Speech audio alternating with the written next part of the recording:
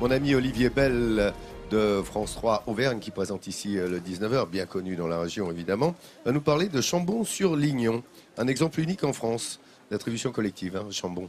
Oui, c'est un exemple unique évidemment en France et il y a deux seuls exemples dans le monde de villages, de collectivités qui ont été désignés comme justes parmi les nations par Yad Vashem.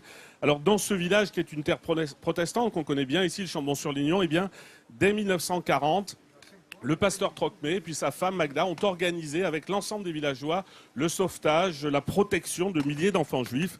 Le Chambon-sur-Lignon, donc village juste parmi les nations, évidemment une histoire exemplaire qu'il faut partager avec les générations futures.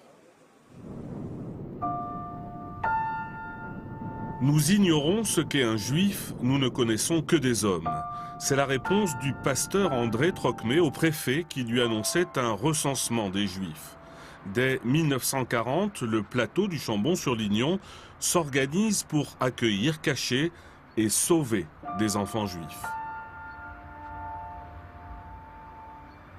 Il y avait des filières d'associations, aujourd'hui on dirait humanitaires, qui allaient dans les camps d'internement du sud-ouest de la France et qui s'arrangeaient pour faire sortir ces enfants des camps d'internement et conduisaient ces enfants, par exemple de Gurs, qui est un camp d'internement dans le sud-ouest de la France, jusqu'au Chambon par le petit train.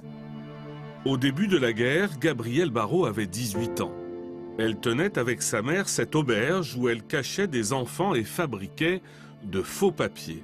En 1943, elle doit se rendre dans le bourg voisin, alimenter un réseau de résistants. Elle grimpe alors dans le train. J'ouvre la porte avec ma valise, il n'y avait qu'une personne dedans, c'était un Allemand.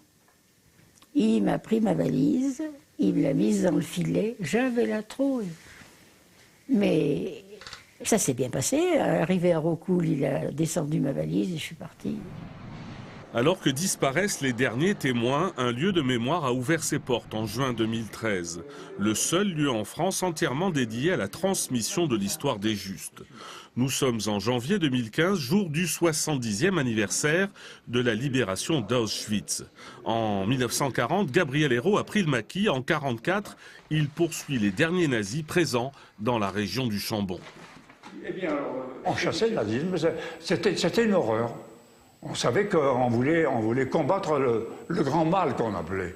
Parce que c'était le grand mal, Fallait assister. J'ai assisté à des opérations qui n'étaient pas très... Je ne peux pas le raconter. C'est un peu trop dur.